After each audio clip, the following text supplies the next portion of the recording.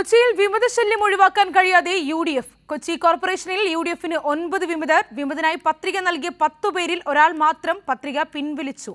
വിവരങ്ങളുമായി തിയോഫിൻ കൂടി ചേരുന്നുണ്ട്. തിയോഫിൻ, ഇത്തരത്തിൽ തെരഞ്ഞെടുപ്പ് പ്രഖ്യാപിച്ചത് മുതൽ കോൺഗ്രസിൽ വലിയ രീതിയിലുള്ള പൊട്ടിത്തെറി കാണാൻ സാധിക്കുന്നുണ്ട്. അതിന്റെ ഭാഗം തന്നെയാണ് ഇത്തരത്തിൽ വിമതശല്യം കൂടുതൽ ഉണ്ടാകാനുള്ള കാരണം. കഴിഞ്ഞ ദിവസങ്ങളിൽ കോൺഗ്രസിന്റെ മുതിർന്ന നേതാവ് കെ മുരളീധരൻ പറഞ്ഞു വെച്ചൊരു വാക്കുണ്ട്.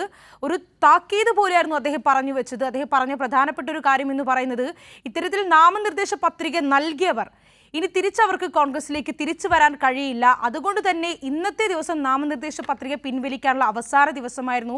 ആ സമയം കൂടി കഴിയുമ്പോൾ ഇതാ 9 പേരാണ് കൊച്ചി കോർപ്പറേഷനിൽ മാത്രം ഉണ്ടാകുന്നത്. കെ മുരളീധരന്റെ വാക്കുകളെ പാടെ അവഗണിക്കുന്ന രീതി. എന്തൊക്കെയാണ് വിവരങ്ങൾ? കെ മുരളീധരൻ പറഞ്ഞത് പ്രകാരം എത്രത്തോളം അത് പ്രാവർത്തികമാകും എന്നറിയില്ല. കാരണം വിമതരായി, കൊച്ചിയെ സംബന്ധിച്ചാണെങ്കിൽ കൊച്ചിയിൽ വിമതരായി ഈ പത്രിക നൽകിയവർ പലരും നല്ല സ്ഥാനങ്ങൾ, പ്രമുഖ സ്ഥാനങ്ങളിൽ ഇരുന്നവരാണ്.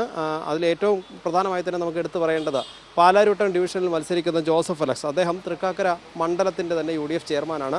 അദ്ദേഹമാണ് പാർട്ടി അവഗണിച്ചതിൽ പ്രതിഷേധിച്ച് പാലാരിവട്ടം ഡിവിഷനിൽ വിമത സ്ഥാനാർത്ഥിയായി മത്സരിക്കുന്നത്. നിലവിൽ കഴിഞ്ഞ ദിവസം, അതായത് പത്രികാ സമർപ്പണം പൂർത്തിയാകുമ്പോൾ ഈ വിമത സ്ഥാനാർത്ഥികളിൽ 10 വിമത സ്ഥാനാർത്ഥികളാണ് കൊച്ചിയിൽ ആകെ ഉണ്ടായിരുന്നത്. അതിലിപ്പോൾ ഒരാൾ ഇന്നലെ രാത്രി വരെ ഈ വിമത സ്ഥാനാർത്ഥികളെ വിമതശല്യം ഒഴിവാക്കുന്നതിന് വേണ്ടി ഏതെങ്കിലും രീതിയിൽ അനുനയിപ്പിച്ചോ സമ്മർദ്ദത്തിലാക്കിയോ ഇവരെ കൊണ്ട് പത്രിക പിൻവലിപ്പിക്കാനുള്ള എല്ലാ ശ്രമവും യു.ഡി.എഫ്. നേതൃത്വം നടത്തിയിരുന്നു. പ്രത്യേകിച്ച് DCC നേതൃത്വം ഇവിടെ നടത്തിയിരുന്നു. പക്ഷേ ഇതൊന്നും ഫലവത്തായില്ല എന്ന് വേണം. ഇന്നിപ്പോൾ അവസാനം പത്രിക പിൻവലിക്കാനുള്ള സമയം പൂർത്തിയാകുമ്പോൾ നമുക്ക് ലഭ്യമാകുന്ന ഒരു കണക്കനുസരിച്ച് നമുക്കത് മനസ്സിലാക്കേണ്ടത്. എന്തായാലും വിമതരെ ഒഴിവാക്കാനുള്ള ശ്രമം ഫലം കണ്ടിട്ടില്ല. ഇതിലാകെ ഒരാൾ മാത്രം, 10 പേരിൽ ഒരാൾ മാത്രമാണ് പത്രിക പിൻവലിച്ചത്. അതുതന്നെ 9ാം ഡിവിഷൻ ഐലൻഡ് നോർത്തിൽ പത്രിക നൽകിയ വിമത സ്ഥാനാർത്ഥിയായി പത്രിക നൽകിയിരുന്ന ശശികുമാറാണ് പത്രിക പിൻവലിച്ചത്.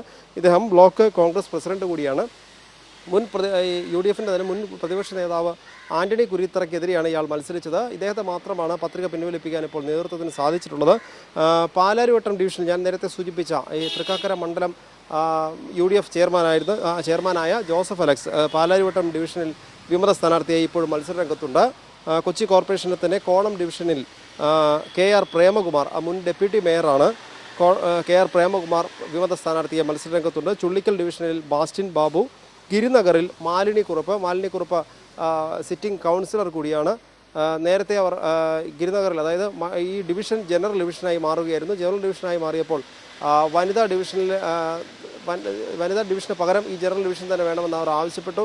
അത് നൽകാത്തതിനെ തുടർന്നാണ് ഈ ഗിരിനഗർ ഡിവിഷനിൽ അവർ ഇപ്പോൾ വിമത സ്ഥാനാർത്ഥിയായി ഒടുവിൽ പത്രിക നൽകിയത്. അതിനുശേഷമാണ് ഇപ്പോൾ പത്രിക പിൻവലിപ്പിക്കാനുള്ള എല്ലാ ശ്രമവും ഇന്നലെ രാത്രി വരെ DCC നേതൃത്വം നടത്തിയിരുന്നു. അതൊന്നും ഫലവത്തായിട്ടില്ല. ഒടുവിൽ ഇപ്പോൾ മാലിനി കുറുപ്പ് ഇപ്പോഴും മത്സരരംഗത്തുണ്ട്. പെരുമ്പടപ്പ് ഡിവിഷനിൽ മഹിളാ കോൺഗ്രസ് ബ്ലോക്ക് സെക്രട്ടറി ഹസീന നജീബ് വിമത സ്ഥാനാർത്ഥിയായിട്ടുണ്ട്. കച്ചേരിപ്പടി ഡിവിഷനിൽ INTUC നേതാവായ KK നിഷാദാണ് വിമത സ്ഥാനാർത്ഥി. നമ്പ്യാപുരം ഡിവിഷനിൽ റഹീസ സലാം, കൽവത്തി ഡിവിഷനിൽ സജി കബീർ വനിതാ ലീഗ് ജില്ലാ സെക്രട്ടറിയാണ്. മൂലങ്കുഴി ഡിവിഷനിൽ സോഫീസ് രാജു. ഇത്രയും പേരാണ് 9 പേരാണ് നിലവിൽ ഇപ്പോൾ യു.ഡി.എഫിൻ്റെ വിമത സ്ഥാനാർത്ഥികളായി കൊച്ചി കോർപ്പറേഷൻ മത്സരരംഗത്തുള്ളത്. എന്തായാലും വിമത ശല്യം ഒഴിവാക്കുക എന്നത് കോൺഗ്രസിനെ സംബന്ധിച്ച് അത് സാധിച്ചിട്ടില്ല. ഇനി ഈ വിമതർ വലിയ തലവേദനയായി മാറും. പലപ്പോഴും ഒരുപക്ഷെ കഴിഞ്ഞ തവണത്തെ തെരഞ്ഞെടുപ്പിലും നമ്മൾ കൊച്ചി കോർപ്പറേഷൻ കണ്ടതാണ് വിമതരായി മത്സരിച്ചവർ വിജയിച്ച് കയറുന്നത്. അങ്ങനെ ഒരു സാധ്യത ഒരുപക്ഷെ ഇപ്പോഴും ഉണ്ട്. കാരണം ജനസ്വാധീനമുള്ള ചില നേതാക്കളെ ഒഴിവാക്കിയതാണ്.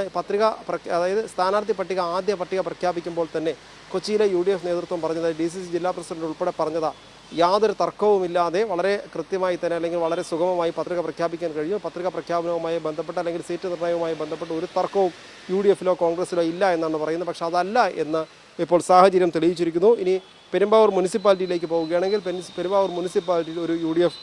വിമത സ്ഥാനാർത്ഥിയുണ്ട്. അവർ പത്രിക പിൻവലിച്ചിട്ടില്ല. 25ാം വാർഡിൽ സിറ്റിംഗ് കൗൺസിലറായ മിനി ജോഷിയാണ് വിമത സ്ഥാനാർത്ഥിയായി മത്സരരംഗത്തുള്ളത്. അശമന്നൂർ ഗ്രാമപഞ്ചായത്തിലാണെങ്കിൽ മൂന്നാം വാർഡിൽ രാജു കോഴിയാട്ടിൽ യു.ഡി.എഫ്. വിമതനായി മത്സരരംഗത്തുണ്ട്. ഒക്കൽ ഗ്രാമപഞ്ചായത്തിൽ 16ാം ഡിവിഷനിൽ യു.ഡി.എഫിൻ്റെ ഘടകകക്ഷിയുടെ നേതാവാണ് അവിടെ വിമത സ്ഥാനാർത്ഥിയായി മത്സരരംഗത്തുള്ളത്. എന്തായാലും യു.ഡി.എഫിനെ സംബന്ധിച്ച് ഏറ്റവും കൂടുതൽ വിമതർ ഇപ്പോൾ കൊച്ചിയിലാണെന്ന് പറയാം. കൊച്ചി കോർപ്പറേഷനിൽ, ഒപ്പം എറണാകുളം ജില്ലയിൽ തന്നെയുള്ള നഗരസഭകളിലും ഗ്രാമപഞ്ചായത്തുകളിലും വിമത സ്ഥാനാർത്ഥികളുണ്ട്. എന്തുതന്നെയാണെങ്കിലും ഇന്ന് പത്രിക പിൻവലിപ്പിക്കാനുള്ള ഒരു അവസാന സമയം, അതായത് ഇന്നത്തെ പകൽ ഉൾപ്പെടെ ഏതെങ്കിലും രീതിയിൽ പത്രിക പിൻവലിപ്പിക്കാനുള്ള എല്ലാ ശ്രമവും കോൺഗ്രസ് നേതൃത്വം നടത്തിയിരുന്നു. സ്ഥാനാർത്ഥി നിർണയത്തിൽ പല നേതാക്കളെയും തഴഞ്ഞതാണ് ഈ വിമതരായി പലരും മത്സരരംഗത്ത് എത്താൻ കാരണം. എന്നിട്ട് പോലും അതിലൊരു തീരുമാനമെടുക്കാൻ നേതൃത്വത്തിന് സാധിച്ചിട്ടില്ല. വിമതരെ പിൻവലിപ്പിക്കാനുള്ള ശ്രമവും ഫലം കണ്ടില്ല. ഏറ്റവും ഒടുവിൽ കൊച്ചി കോർപ്പറേഷൻ 9 വിമതർ ഇപ്പോൾ മത്സരരംഗത്തുണ്ട്.